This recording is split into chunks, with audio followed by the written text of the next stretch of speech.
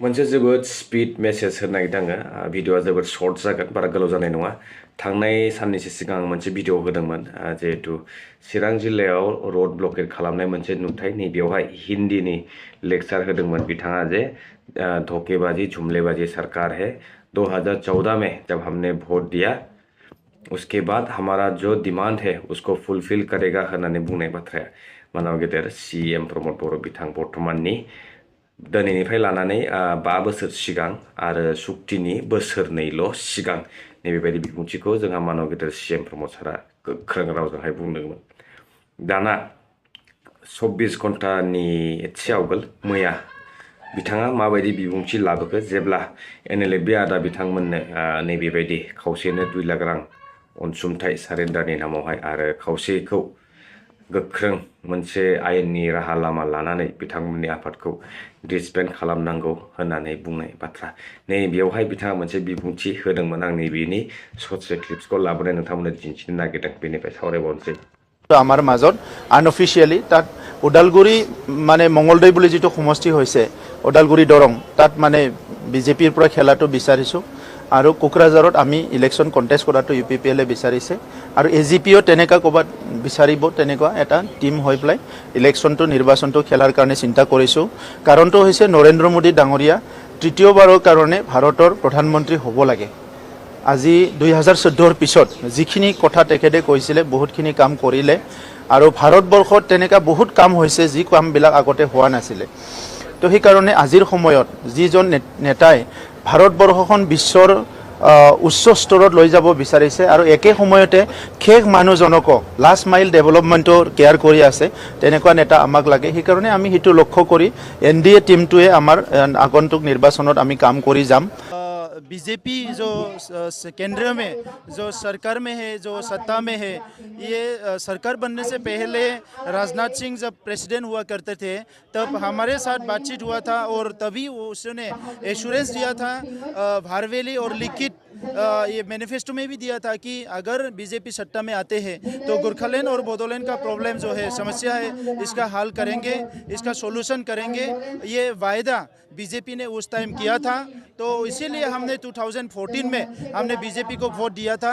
अभी हमारा ये विचार आ रहा है कि क्या हमने 2014 में बीजेपी को वोट देके गलती किया क्योंकि बीजेपी ने जो वायदा किया था वो अभी प्रॉमिस वो पूरा नहीं कर रहे हैं। ये एक धोखेबाज एक निकल रहे हैं।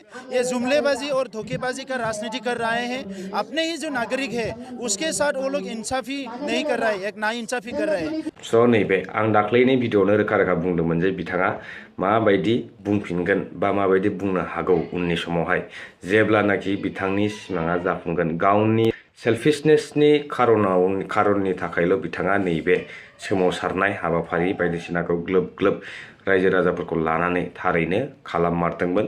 गावनि सिमां गावनि हास्थायनाय बायदि नैबेखौ दिनै रोखा फोरमान होबाय आरो बयबो मिथिगौ आरो गोबां फोरमान दंबावो। बेनि गेजेरावनो नैबे मोनसेखौ आङो बोखांनानै नोंथांमोननो दिन्थिबाय। स' मा बुंगोन नोंथांमोना नैबेनि फारसे नोंथांमोना कमेन्ट्स खालामनानै बुंहरनो हागोन। दिनै बिथाङा जायखौ 5 बोसोर सिगां सोंखारिदोंमोन थिग बेनि उनाव गावहा गादियाव जखांनायनि उनाव दिनै माबायदि बिबुंथि होखो 2014 सननिफ्रायनो जेब्ला बिथाङा बिजेपि गभर्नमेन्ट दायो प्रधानमन्त्री जायो नैबे समनिफ्राय बिथाङा गोबां स्किम्सनि फारसे खामानि मावगासिनो दङ आरो मावबोबायबो होननानै दिनै बुंबाय। मोजां मोजां खामानि मावगासिनो दङ आरो बिदिनो उननि समावबो मावलांगोन स्टेटआबो मोजां मावगासिनो दङ होननानै बिथाङा दिनै माबायदि बबे खुगाजों बबे मोखांखौ दिन्थिनानै नैबेबायदि बुंखो।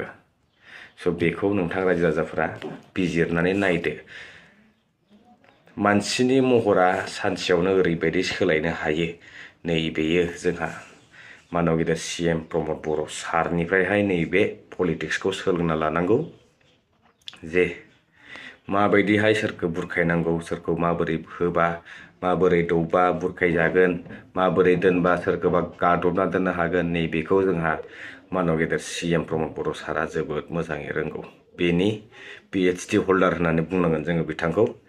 दसेनो सोलायो दै ओरैबायदि सालाया बिथांमोना आरो माथो बुंबावनो बिथांजों लोगोसे गोबां बिथांनि मावफुं सोद्रोमाफोराबो एखे राव दिनैनि समावहाय बाहायो नुयो।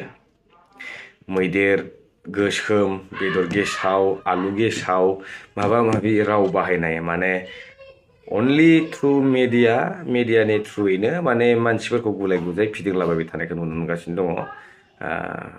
जयनिं हाबाफारिफोरखौ लानानैबो गोबां बाथ्रा बुंनाय, मैदेरखौ लाबोआनो माबा थालिर गैयानो आरो जोंनो मालाय UPPL दोलोआनो बेबायदि, नाथाय जोङो पिक्चारखौ माबायदि नुयो दिनैनि समावहाय सारा स्टेटनि MLA मन्थ्रिफोर BJPनि दोलोनि गासिबो दिनै उइदाउट पारमिसन, माने पारमिसनखौथ' लाखानाङा दिसुन दे, गणतान्त्रिक देशआव बयहाबो अधिकार दङ, मोन्थाय दङ। स' नैबे बेलायावहाय खिन्थु एलायन्स गभर्नमेन्ट जालायनानै बिथांमोननि रायदान होनायखौ आंनि आन्दाजाव BJPआ फंसेबो लाखाया आरो नामावल' CMआ UPPL दोलोनि, खिन्थु सारा सिस्टेम सुइच कन्ट्रला BJPआसो सालायो। बिनि थाखायनो दिनैनि समाव अनलि 1%